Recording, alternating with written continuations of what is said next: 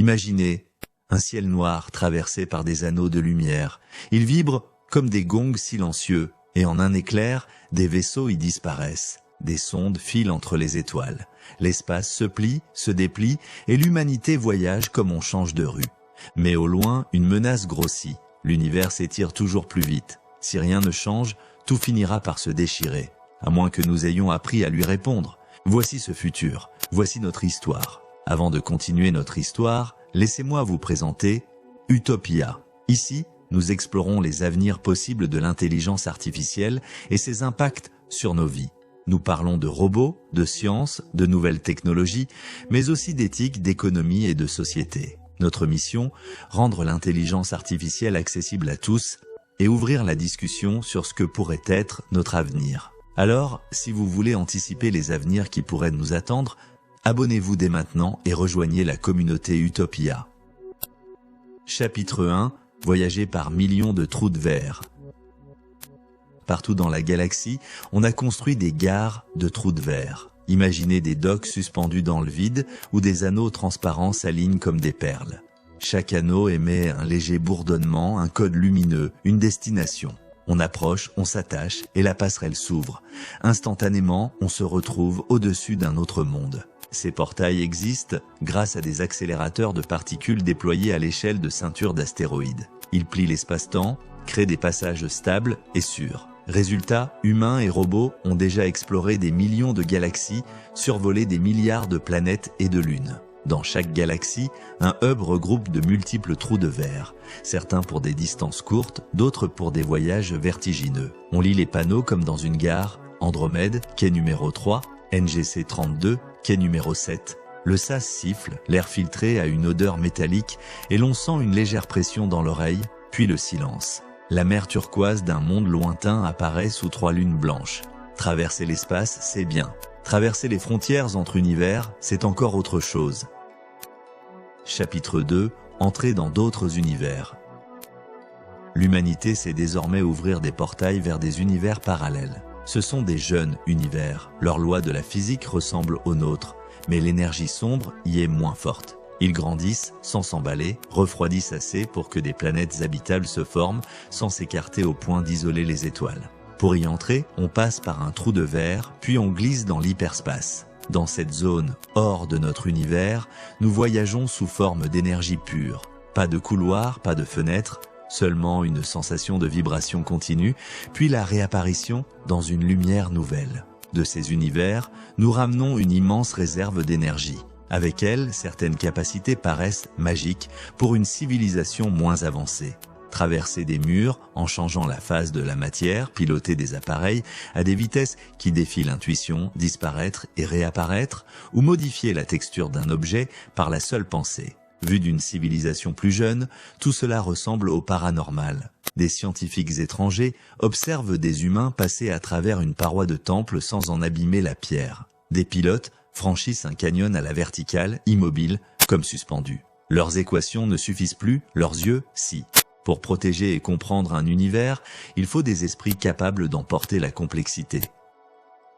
Cette vidéo est sponsorisée par TheWalkingDogs.com, une entreprise française passionnée par le bien-être des animaux. Leur mission, prolonger la vie de nos compagnons à 4 pattes de façon naturelle grâce à des produits de qualité inspirés des médecines complémentaires vétérinaires. Sur leur site, vous trouverez de l'alimentation, des compléments alimentaires et des accessoires spécialement conçus pour améliorer la santé et le quotidien de vos chiens et chats. Alors si vous voulez prendre soin de votre animal avec des solutions naturelles et fiables, rendez-vous sur TheWalkingDogs.com.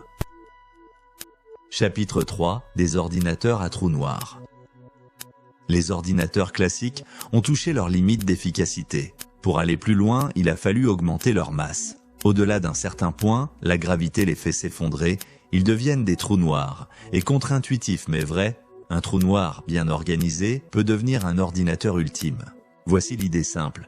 Les particules qui s'échappent du trou noir restent intriquées avec leurs antiparticules tombées à l'intérieur. Si, à l'intérieur, ces antiparticules participent à un calcul, l'état du résultat s'inscrit dans la particule restée dehors. Autrement dit, l'extérieur lie le calcul intérieur grâce à l'intrication quantique. On n'enfreint pas les lois, on les pousse jusqu'à leur bord. Autour de ces singularités apprivoisées, on a construit des anneaux de confinement, des champs stabilisateurs, des capteurs de précision extrême. On chuchote presque dans ces salles par respect pour la symétrie fragile qu'on maintient. Et ce n'est pas tout. D'autres ordinateurs sont devenus plus grands que des planètes, voire que des étoiles. Trop massifs pour nos 3 dimensions, on les a placés dans l'hyperspace, où ils ne perturbent ni orbite, ni marée. À ces machines se connectent des trillions d'esprits humains. Ils fusionnent temporairement en intelligence collective capable de résoudre, en une minute subjective, des problèmes qui auraient demandé des millénaires. Mais malgré ces avancées technologiques, une urgence demeure, l'univers s'étire de plus en plus vite. Chapitre 4. Inverser l'expansion dans des zones protégées.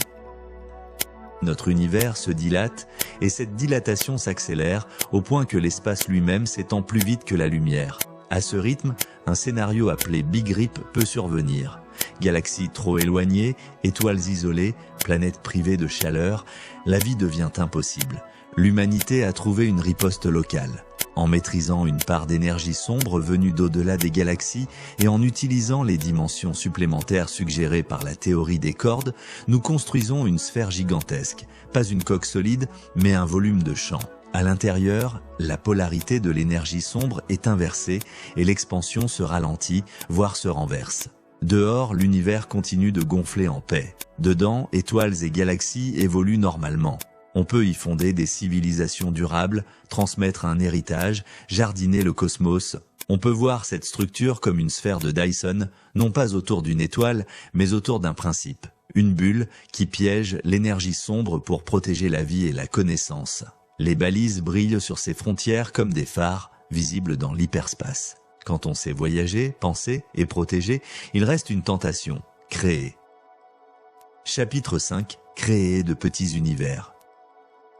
Dans l'hyperespace, loin des contraintes de notre tissu cosmique, l'humanité sait maintenant réunir les conditions d'un Big Bang miniature. On allume un bébé univers. Si vous pouviez vous en approcher, ce serait une très mauvaise idée, vous détecteriez, même avec nos instruments actuels, des ondes de choc se répercutant jusque chez nous, très faibles mais réelles. Dans ces univers naissants, tout ce qui se trouve à l'échelle de Planck, les plus petites briques de la matière, devient contrôlable et intelligent. On n'observe plus seulement la base de la réalité, on la programme. Les constantes fondamentales peuvent être ajustées au démarrage, comme on règle un instrument avant un concert. Certains de ces univers grandissent en parallèle, s'ignorent, puis développent des passerelles conceptuelles.